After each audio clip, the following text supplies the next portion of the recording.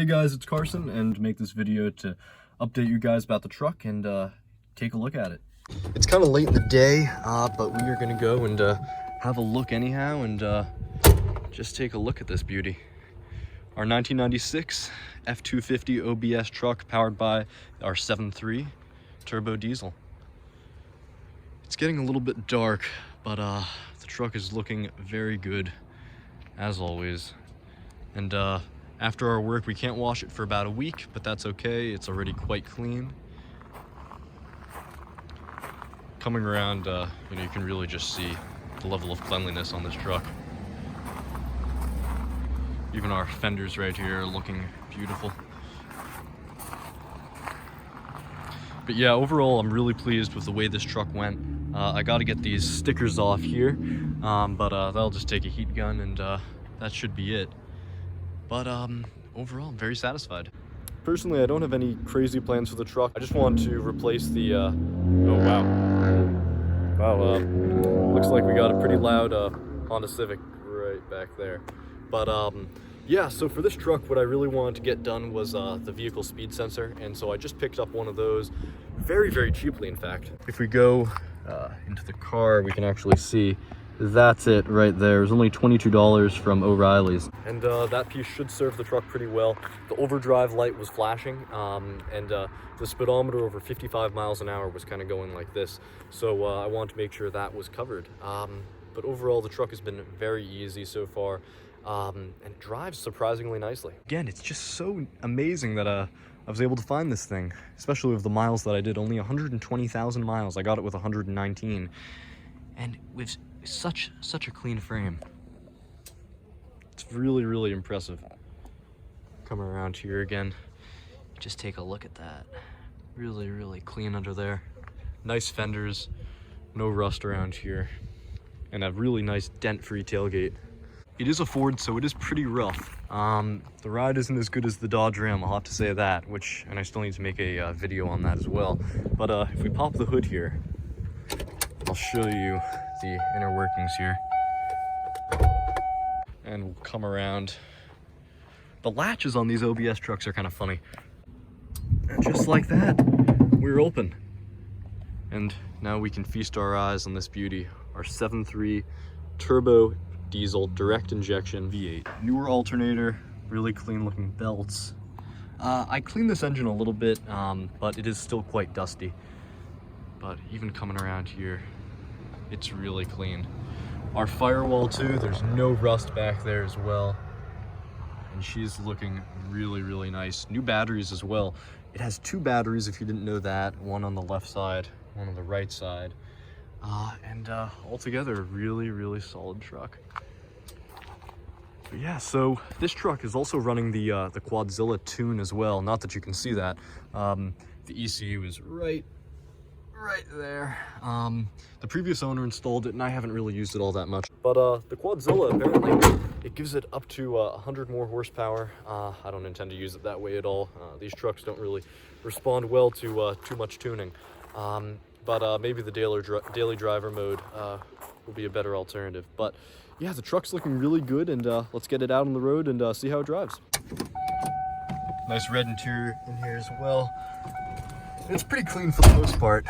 It was a little dirty before, but I really wanted to make sure it got nice and clean. All right, let's wait for it to warm on up.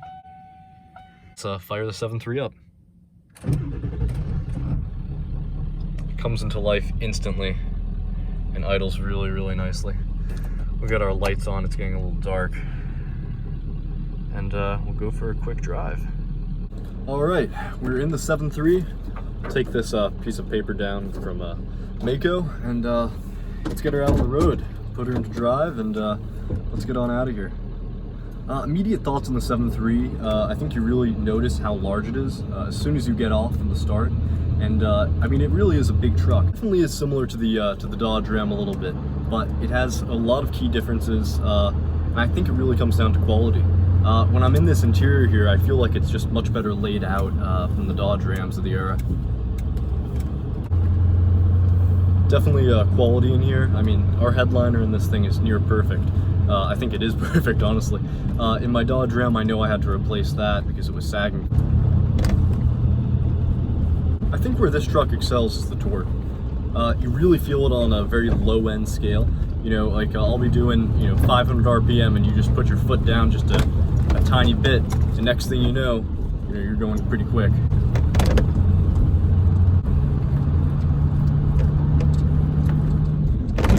Again, ride quality on this thing, not its strong suit.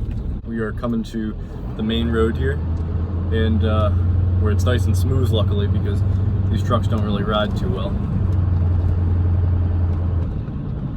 Alright, we'll take a left right here, and we'll give her a go.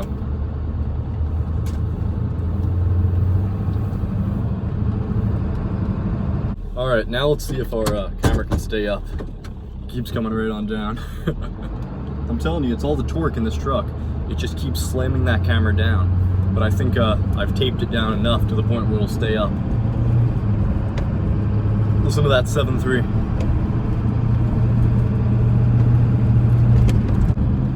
She moves. I mean, this isn't a slow truck. She gets up and goes really, really nicely. I think the other thing this truck does better than a lot of others too is gas mileage, especially from this era. Given that it's a diesel, this truck actually gets between 18 and 20 miles per gallon running the Quadzilla tune, which is a really nice part of it. A lot of other diesels, even and especially if this truck was stock also, we'd probably be getting a lot less. The steering's pretty tight. I think it corners decently well given how large it is. You do get body roll, but I think that kind of goes with the territory. So I'd actually compare it to probably a Mercedes, maybe a BMW as well. Steering is really good. Same with the accelerator and brakes. Very, very light. I think Ford really designed this truck, for truckers, for people that were actually using it for work. And I think they kind of made it really nice in that aspect. As for the styling part of this truck, I'm a huge fan of it. I think the styling on this is much better than the Dodge Rams, a lot of the square body Chevys, the OBS Chevys. I think this styling really takes the cake. It's really clean. That boxy look looks really nice. And I think inside too, it kind of has everything you want. Like this truck, it blows great warm air, really nice AC, good sound system, surprisingly. This is the XLT trim. I don't think I covered that. And it's surprisingly luxurious in here, This one also has the red interior, which I'm a huge fan of. I could never buy the gray interior, just because I don't think it's aged too well. But I think the red in here, with the red seat belts and the red stitching and chairs, I think that looks really good in here. Altogether, I'm not really too sure what my plans are for this truck yet. I already have the Dodge Ram, and this diesel is definitely pretty fun. I'm really happy with it. But I'm not too sure my plans yet. But let's keep driving it. Take it right here, and look at this thing. Notice how we stop right on a dime really easily. In the Dodge, the brakes are good, but not as good as this. And this is a truck that weighs 9,000 pounds. So that should tell you something right there.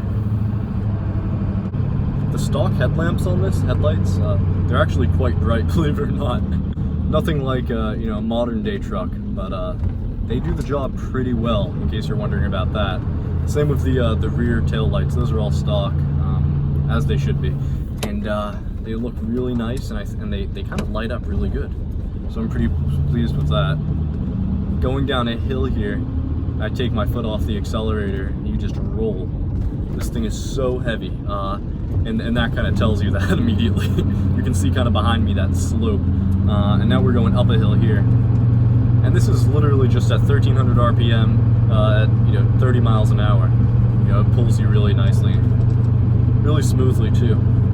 In these trucks, one of the things you have to look out for is the transmission, and a great way to kind of look at that and understand it is just seeing how these cars accelerate. So what I'm going to do right here is just kind of stop right now in the middle of this road, and we're coming to a complete stop. I want to show you first, second, and third gear as we come to the speed limit, of course. So right now, I just took my foot off the gas, and now we're going to go. And first, second,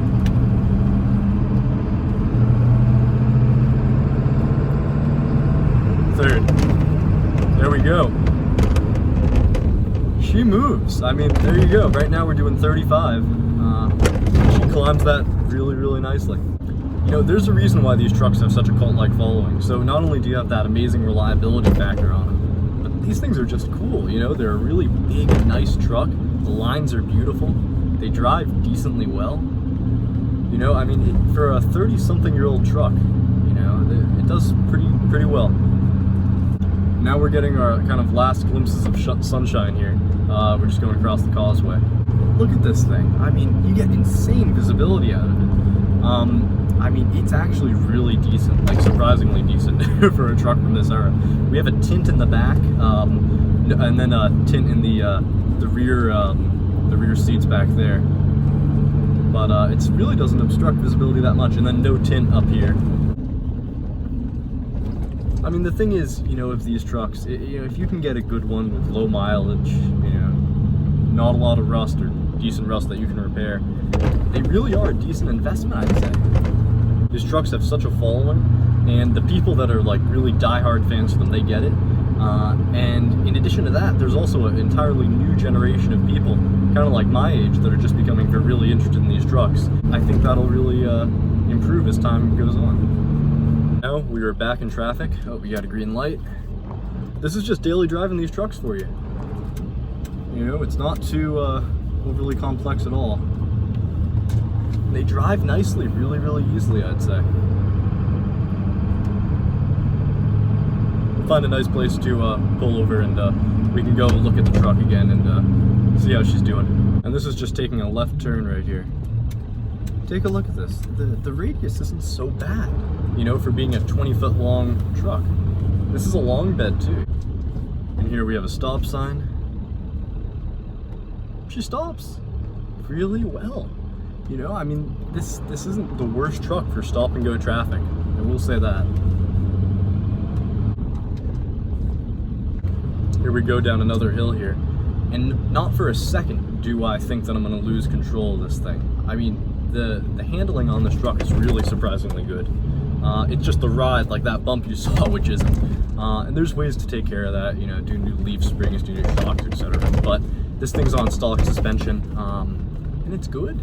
Not great, but good.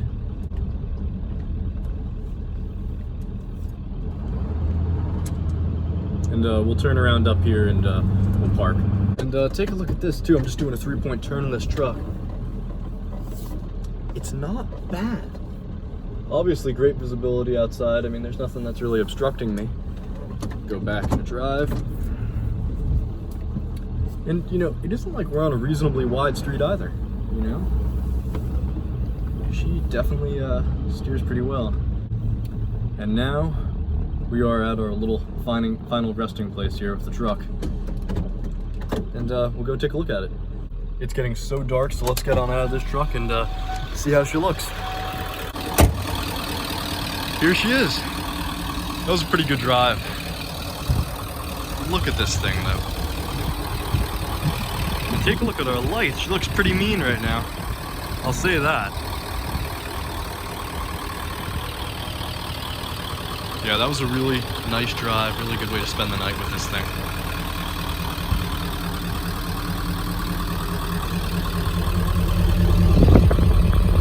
Blowing some nice diesel right there. Yeah, she's a really good truck. These things are a lot of fun, and I really do recommend them. Anyway guys, that was just a little update on the 7.3.